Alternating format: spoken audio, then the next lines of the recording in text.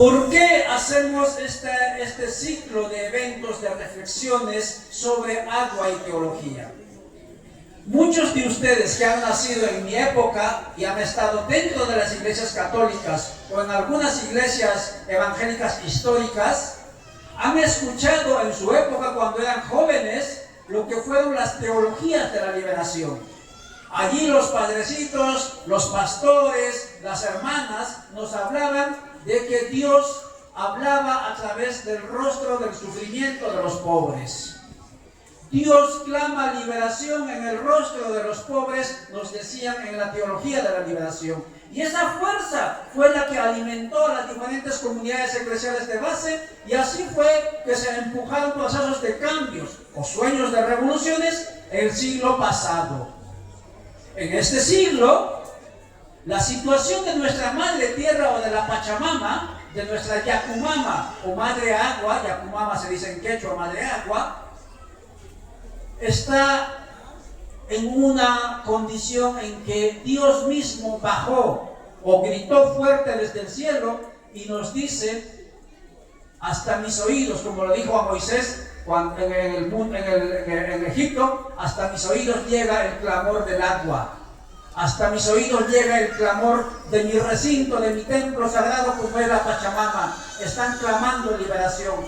Vayan ustedes a defenderla, vayan ustedes a restaurar. Y esa es la misión, ese es el llamado que nos mueve, que nos motiva a reflexionar la situación del agua como movimiento Codeca desde nuestras espiritualidades.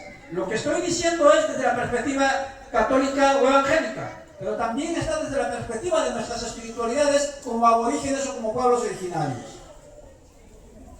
Lo único que estamos haciendo hoy y lo que seguiremos haciendo mañana como defensoras y defensores del agua, como hijos e hijas de la madre agua, es ejercer, es ser fiel, dóciles al llamado que Dios Padre y Madre nos hace, que clama liberación desde esas fuentes de agua que están en este momento contaminados, muriéndose. Este evento tendríamos que haberlo hecho a las orillas del lago de aquí de San Cristóbal, cuyo nombre no me acuerdo, pero si me pueden ayudar, ¿cómo se llama el lago? Del lago Chichoc. Pero no lo hacemos, ¿por qué? Porque no tenemos acceso por un lado. Y por otro lado, porque nadie nos ha hablado que allí en el lago Dios está sufriendo, clamando liberación, porque eso es su habitáculo. Nadie nos habló de eso. Nos hablan de que la liberación es el alma del ser humano y del varón. Y el reino de Dios está más allá de la historia. Y eso nos han hablado y así hemos crecido. Y el movimiento Codeca está reflexionando su lucha. Ustedes, nosotros como Codeca, estamos reflexionando nuestras luchas de liberación desde la esperanza de la fe. Por eso vemos que desde allí Dios nos clama liberación. Entonces, las teologías de la liberación del siglo pasado, que están también presentes con nosotros, nos hablaron que Dios clama liberación desde el rostro de los pobres, de las empobrecidas y de los empobrecidos. Ahora hablamos, Dios Padre y Madre clama liberación desde los ecosistemas, desde los lagos, desde los ríos contaminados, desde la tierra que ya no responde, ya no puede producir alimentos porque está envenenada o está estéril, y ella sufre porque no puede alimentarnos a nosotros, que somos sus guaguas o sus hijos. Guaguas quiere decir en quechua hijos. Y todos nosotros somos, así como somos agua, somos tierra. Estamos hechos de tierra. Por eso los elementos químicos que están conformando nuestro hueso, nuestra sangre, son los mismos que están en la piedra, en la estrella, en los árboles, en la tierra. Por eso cuando nos trascendemos, incorporamos a la tierra, nos volvemos tierra. ¿Sí? Y Pachamama sufre, y en ese sufrimiento Dios llora porque la madre tierra ya no puede alimentar a sus hijos, porque los ríos se han secado, se han contaminado, se han muerto. Y hoy, 17 de junio, Día Mundial de la Lucha contra la Desertización o Desertificación. ¿Qué significa la desertificación? Es el proceso de que la tierra se va volviendo desierto por el mal uso o por el abuso que se hace sobre los suelos. Y ese problema no es solo del África, no es solo del Sahara, no es solo de países del Mediterráneo, también va a ser nuestro. Porque por más que vivamos en un lugar tan húmedo, tan tropical como aquí, el agua como está, mañana se puede ir y todo esto se vuelve desierto. Lo que pasa es que nadie nos habla de eso, nadie nos llama a la conciencia como nos han hecho nuestros hermanos anteriormente, los dos y que intervinieron aquí. Todos creemos que Guatemala, que Alta Verapaz va a ser siempre lluvioso, chipi chipi toda la vida y así siempre ha sido. No ha sido siempre así. Miren cómo está avanzando el corredor seco en Guatemala. Antes decían, ese es problema de Chiquimula. Años después avanzó y avanzó, ahora ya está pasando, llegando a México, pasando Huehuetenango, el corredor seco. ¿Qué es el corredor seco? Es la desertificación, la tierra se va volviendo desierto. ¿Sí? ¿Por qué? Porque se usa mal. Y no solo son las empresas gigantes, que son los responsables, esos criminales sí. Pero sobre todo también somos responsables nosotros y sobre todo las personas de fe, porque nunca hemos asumido esos lugares como lugares sagrados.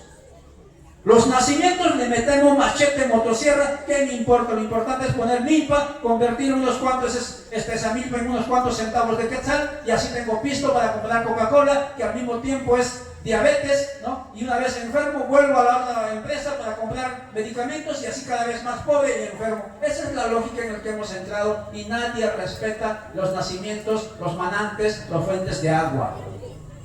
Y como dice en ese textito que les han entregado a ustedes, perdón padre, ¿no? En este textito, ¿no?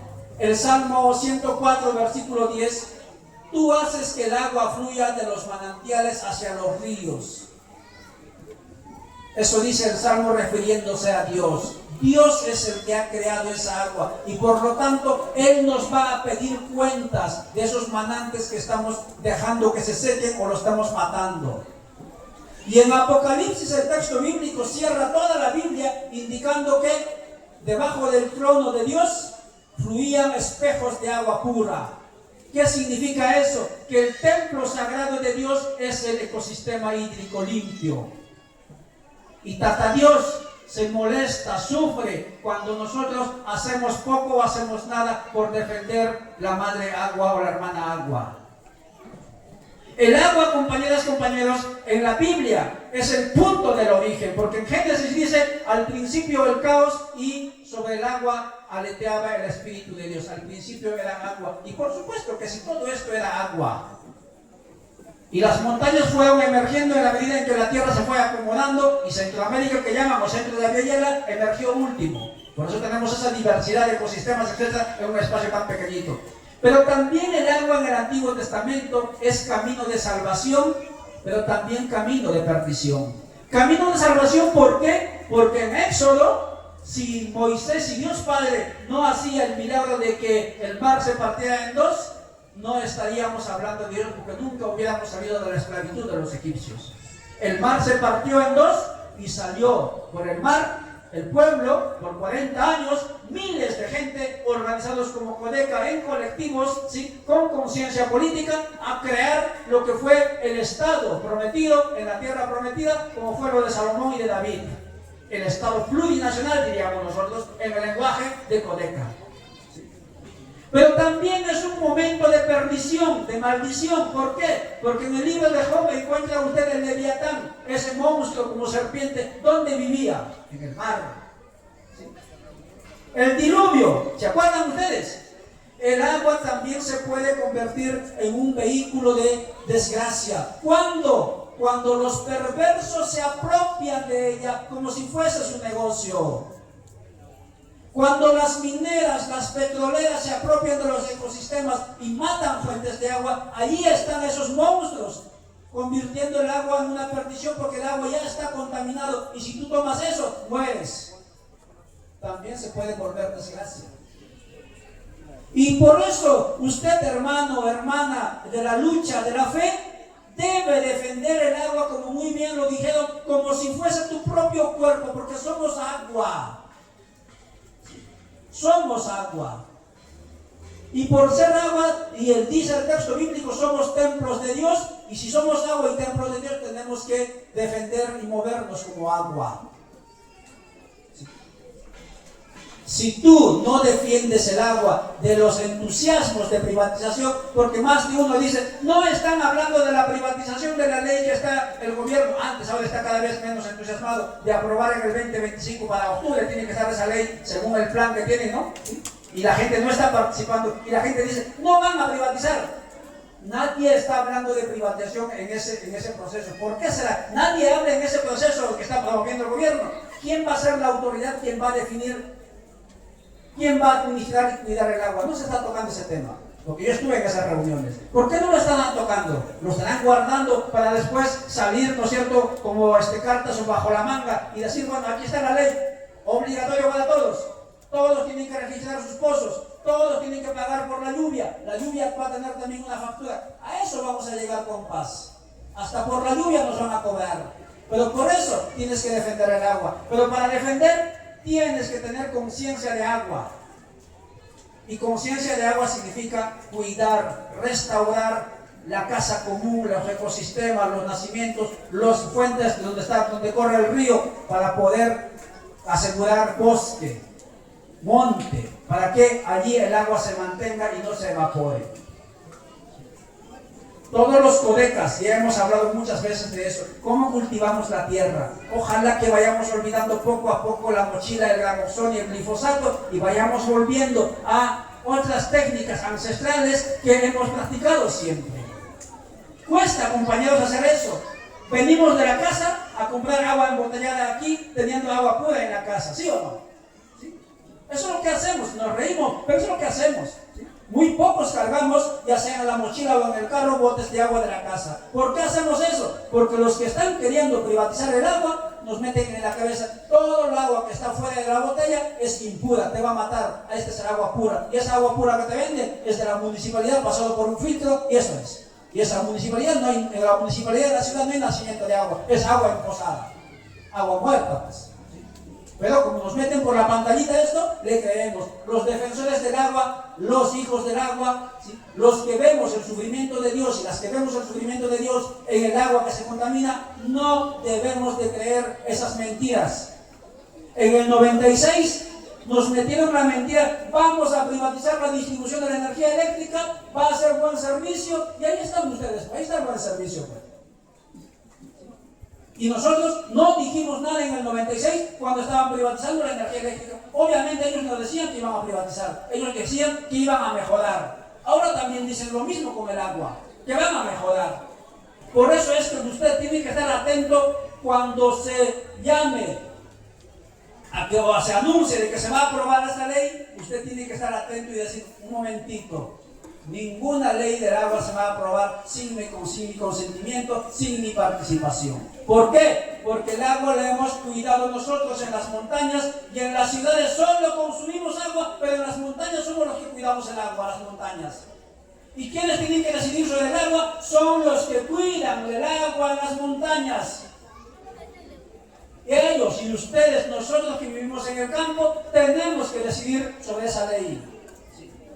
Ya creo que el compañero indicó muy bien cuál es la propuesta del movimiento Codeca. El movimiento Codeca dice, el agua no es un recurso, es un ser vivo, es nuestra madre, tiene derechos, tiene identidad, tiene dignidad. ¿Y cuáles son los derechos que tiene la madre del agua? Derecho a la no contaminación, derecho a fluir libremente, que nadie lo tape, como lo tapan aquí en Alta Verapaz las hidroeléctricas.